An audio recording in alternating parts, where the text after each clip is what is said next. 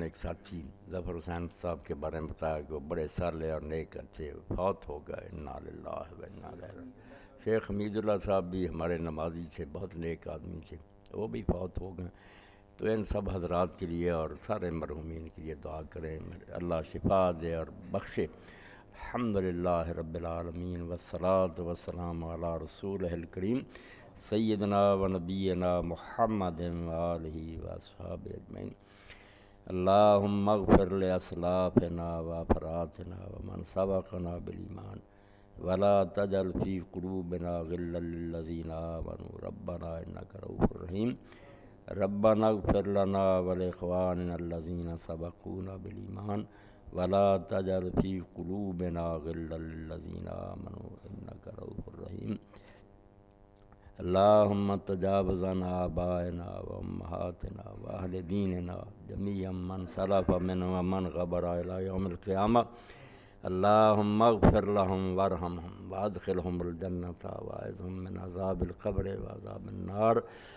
اللہم بارک فیہم وصل علیہم واغفر لهم واوردهم حوض رسولک سیدنا محمد صلی اللہ علیہ وسلم۔ اللہم افسح لهم فی قبورہم ونور لهم فیہا وصلی اللہ تعالی علی خیر خلقہ محمد وآلہ وصحبہ اذهب الباس رب الناس واشف انت الشافی لا شفاء الا شفاؤک شفاء لا یغادر سقما۔ نسأل اللہ العظیم رب العرش العظیم ان یشفی مرضانا ومرضى المسلمین۔ اللہم اشفنا بشفائک وداونا بدوائک وعافنا من بلائک وصلی اللہ تعالی علی خیر خلقہ محمد وآلہ واصحابہ اجمعین آمین۔ اللہ شفا دے، گزر جانے والوں کی مغفرت فرمائے، بخشے۔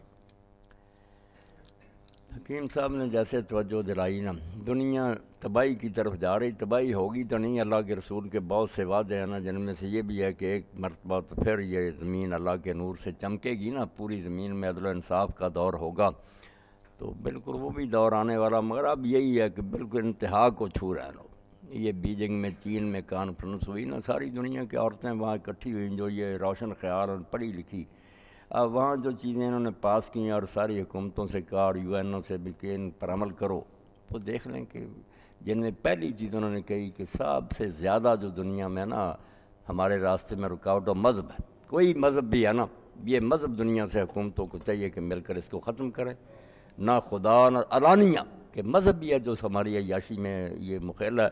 اس لیے پہلی تجویز باقاعدہ رسالوں میں سے کوئی وہ چھپا کر نہیں کہتے، اب کھلم کھلا کہتے، جعلی فتنہ کہ مذہب کو بالکل مٹا دیا جائے، یہ رکاوٹ ہمارے راستے سے دور کی جائے۔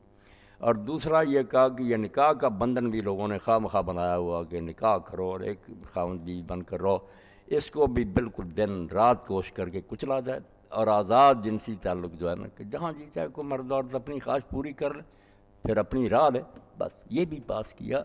یعنی کدھر کو جا رہے ہیں لوگ کہ جو چیزیں ساری انسانیت کا سرمایہ تھی، کافر مومن سب سمجھتے تھے کہ یار خاوند بیوی بن کر رہنا چاہیے، بدکاری بے شک لوگ کرتے ہیں مگر گناہ سمجھ ختم نہیں کرنے کہ مذہب کو مٹا دو۔ اور یہ جو ہے نکاح، اس کے انسٹیٹیوشن کو بھی ختم کرنا چاہیے، اس کی بجائے کھلی چھٹی کہ جی چاہے جو جی چاہے کرے، تباہ ہو رہے۔ تو اس دور میں زیادہ محتاط ہونے کی ضرورت ہے نا کہ محنت زیادہ کریں، جیسے حیضہ نہ پھیلاؤ تو کوئی بات نہیں، ڈاکٹر اگر کوئی لاپرواہی بھی کرے، جب وہاں عام ہو جائے وہاں تو پھر محکمہ صحت کو الرٹ ہونا چاہیے۔ اب جو مسلمان ہیں یہ ہے محکمہ صحت، ان کے ذمہ تو تھا کہ آپ بھی تندرست رہو، دوسری دنیا کو بھی بیمار ہونے سے بچاؤ، مگر بات تو وہی ہے جس کا رونا ہم سب روتے ہیں کہ یہ امت ہی سو گئی، جو راکھے تھے محافظ، یہ اگر جاگتے رہتے تو بننا کھیتی بچ روے جے راکھا روے سچیت، راکھا جاگتا رہے محافظ تو پھر تو کھیتی بچ جاتی، جب وہی سو جائے پھر جانور بھی کھا جاتے ہیں، پرندے بھی کھا جاتے ہیں، اب یہ کھیتی کو ساری دنیا کھا رہی ہے۔ محافظ ہو گئے جو شہداء تھے جن کا کام نگرانی تھا کہ دیکھو دنیا میں کیا ہو رہا، وہ اپنے منصب کو چھوڑ بیٹھے، غافل ہو گئے، نتیجہ یہی ہے کہ برائی پھیلتی جا رہی ہے اور وہ ہمیں بھی اپنی لپیٹ میں رہ رہی ہے۔ دعاؤں سے اور چیخنے سے کچھ نہیں بنے گا، ہمارے گھروں میں غصائی ہمارے اپے بچے بچیاں سب ہوتے جا رہے ہیں، ہماری زبانیں گونگ ہوتی جا رہی ہیں، بے بسی۔ اسی لیے جو نقطہ مولانا مودودی رحمۃ اللہ علیہ نے بیان کیا وہ کوئی نیا نہیں تھا، ساری دنیا کو پتہ تھا، قرآن مجید میں ہی ہے، سنت رسول میں ہے، کتابیں فقہ کی بڑی، مگر وہ دبا دیا گیا۔ ہمارے خود جو ملک بادشاہ تھے انہوں نے کچل دیا اس کہ حکومت سے کوئی تعلق نہیں، جاؤ مسجدوں میں اللہ اللہ کرو تم لوگ، ہمیں آزاد چھوڑ۔ یہ ملوکیت اور مطلق العنانی نے کچل دیا۔ اور بدقسمتی سے یہاں تک نوبت پہنچی کہ ہمارے علماء یہ بحثیں کرنے لگے کہ اگر کوئی بدماش بھی زبردستی حکومت پر مسلط ہو جائے کیا اس کا اقتدار قانونی ہے؟ پھر یہ بھی بحث ہوگی کہ بجائے اس کے کہ اس کو غلطی کہیں، نہیں، لکھ دیا کہ یہ بھی ایک حکومت بنانے کا طریقہ ہے کہ تغلب اور تسلط۔ کوئی آیا زبردستی تو اس نے چھین لی حکومت، بیٹھ گیا، بس اب اس کو مانو، نیک ہونے کی شرط بھی نہیں، بے شک فاسق فارغ۔ دین آہستہ آہستہ بالکل برباد ہی ہو گیا۔ تو غیرت کی ضرورت ہے کہ کم از کم لوگوں کے اندر یہ احساس تو پیدا کیا جائے کہ یہ صرف پوجا پاٹ کا کوئی دھرم نہیں ہے، خدا کے بندو، یہ دنیا پر حکومت کرنے کے لیے ایک دین اللہ نے نازل کیا ہے۔ تم اپنے علاقوں میں اس پر عمل نہیں کرتے رہے، کچھ آ کے پوری دنیا آپ دیکھیں، اب ہم اس کا ذکر بھی نہیں کر سکتے، یو این او بدماشوں نے بنا لی نا، کچلا ہوا ہم۔ بھائی اسلام میں تو جو ابتدائی جہاد ہے کہ ہر سال امیر المومنین لشکر کسی نہ کسی طرف بھیجے، اس سال ادھر جا رہی فوجیں، کافروں کے ملک چھینو، یہ نہیں کہ چھیڑے وہ تو دفاعی جہاد تو بہت ادنا اقدامی۔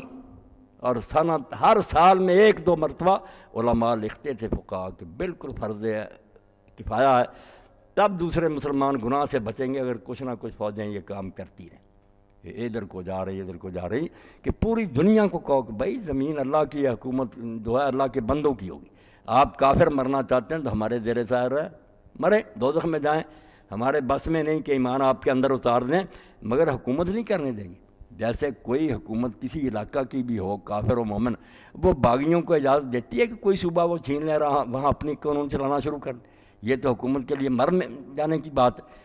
جب زمین اللہ کی ہے اور اس کا حاکم ہے، وہ کیوں باغیوں کو یہاں حکومت کرنے دے؟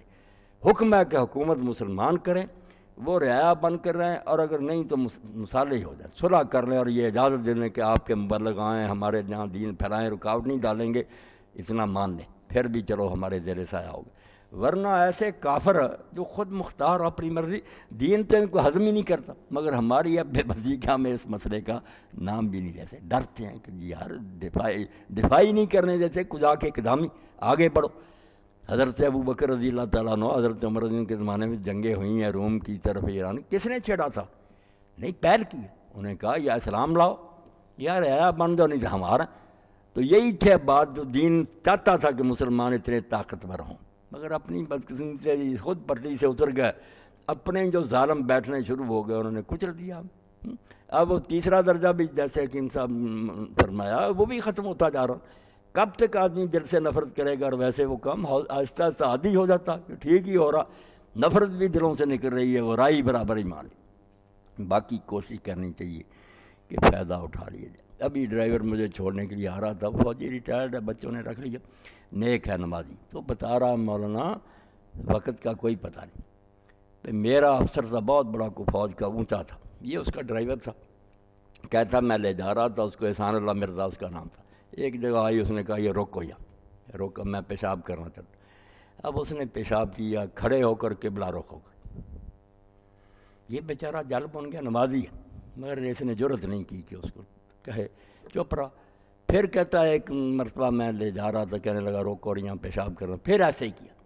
جب آیا تو میں نے کہا بھائی جنرل صاحب، اگر آپ برا نہ منائیں تو میں عرض کروں کہ آپ مسلمان ہیں، ادھر اللہ کا گھر ہے بیت اللہ، آپ کو اسی لحاظ کیا کرے۔ تو کہنے لگا آپ مولوی لوگ ایسی باتیں کرتے رہتے، برا منایا اس نے اور مجھے ڈانٹ دیا، میں چپ ہو گیا۔ مگر بعد میں اللہ کا کرنا ایسا، یعنی اللہ تعالیٰ جو قرآن میں کہتا ہے نا قیامت کے دن میں منہ بند کر کے نا سیل ان کے بتا دوں گا کہ ایسے چانس ملے تھے تجھے کہ اگر تو نے بندہ بننا ہوتا، آواز تیرے اندر سے آئی سی، کوئی سمجھ جاتے ہیں تو سمجھ گیا۔ کہتا بعد میں ایک مرتبہ میں ملا، ہوا یہ کہ جب اس نے ایسی گستاخیاں کی تو بیوی بھی اس کی سختی سے ناراض ہو کر نکل گئی، بہت سخت تھا طبیعت، بیوی چھوڑ گئی۔ تو چھوٹے 2 بچے تھے، وہ اس نے کیڈٹ کالج میں داخل کرا دیے، تو بعد عمر پریشانی، بہت اللہ کی طرف سے عذاب آیا، بیوی گئی، بچے بچھڑ گئے۔ تو پھر کہتا میں ایک مرتبہ گیا تو جی ایچ کیو میں وہ تبادلہ اس کا ہو گیا. میں گیا اس کے آفس میں, چلو ملتے ہیں ہمارے افسر سے پہلے. میں نے دیکھا اتنی لمبی لمبی داڑھی, بڑی لمبی داڑھی, بہت حلیہ ہی پدرا نظر آیا. میں نے بڑی مشکل سے پہچانا. بعد میں اس نے کہا بیٹھ گیا اور باتیں شروع. میں نے نہیں کہا, اس نے کہا کہ بھائی مجھے آپ کی وہ 5 سال پہلے کی بات یاد ہے کہ آپ نے مجھے کہا تھا کہ بیت اللہ کی طرف رخ کر کے منہ نہ کرو. یہ خود اس نے کہا. میں نے آپ کو ڈانٹا تھا, میں معافی مانگتا, مجھے معاف کر دو, میں گمراہ تھا, مجھے اللہ نے ہدایت دی. یعنی داڑھی تھی, یہ نمازی بن گیا تھا. تو اللہ تعالیٰ کہتا میں ایسے موقع لاتا ہوں, مصیبتوں سے آئیں, خوشحالی سے آئیں, طرح طرح سے آپ کو چکر دیتا ہوں کہ کسی طرح یہ میری آواز سن لے. تو جو سن لیتے ہیں خوش قسمت ہیں, جو موقع گنوا دیتے ہیں جھونکا گزر جاتا, پھر بعد میں روتے رہتے. ہاں, تو یہ جو ہم اکٹھے ہوتے ہیں یہ بھی ہمارے لیے اللہ تعالیٰ نے ایک موقع فراہم کیا. تھوڑے ہیں یہ, زیادہ آ جاتے ہیں, اللہ کی باتیں سنتے ہیں, اللہ کے رسول کی سنتے ہیں, شاید ہمارا زنگ کچھ اتر جائے. دوسروں کا براہ ہم اپنا ایمان بچا لیں تو اللہ توفیق دے, آپ دوسرے ساتھیوں کو متوجہ کریں, اللہ فضل فرمائے. الحمد. ہاں, وہ اعلان بھائی ماس صاحب نے یاد کرا دیا کہ یہ ہے تاریخ کو 30 تاریخ کو یہ بدھوار دن انشاءاللہ نا سرگودا روڈ پر ہے جامعہ تعلیمات اسلامیہ. وہ حکیم عبدالعلی مشرف صاحب ہوتے تھے, اللہ رحمت فرمائے, ان کا وہ بنا کردہ جامعہ. وہاں ہوگا میرا درس, لیکچر ہوگا 11:30 بجے. تو آپ میں سے جو ساتھی پہنچے بدھوار 11:30 کی تھا 11:30 وہاں نا جامعہ کا اساتذہ بھی ہوں گے, طلباء بھی ہوں گے. تو کوشش کریں وہاں پہنچے, شاید کوئی سوال و جواب کی نشست بھی ہو جائے, مگر لیکچر تو ہوگا انشاءاللہ 30 تاریخ کو. اللہ خیر کے. ہاں, سوال جواب ہیں تو آپ کو آنا چاہیے. باب اللہ مدد فرمائے دین کی. الحمدللہ رب العالمین والصلاة والسلام علی رسول الکریم. اللہم انصر الاسلام والمسلمین واخذل الکفرۃ والمشرکین. ربنا افرغ علینا صبرا وثبت اقدامنا وانصرنا علی القوم الکافرین. وصلی اللہ تعالی علی خیر خلقہ محمد وآلہ واصحابہ اجمعین. آمین یا رب العالمین. انشاءاللہ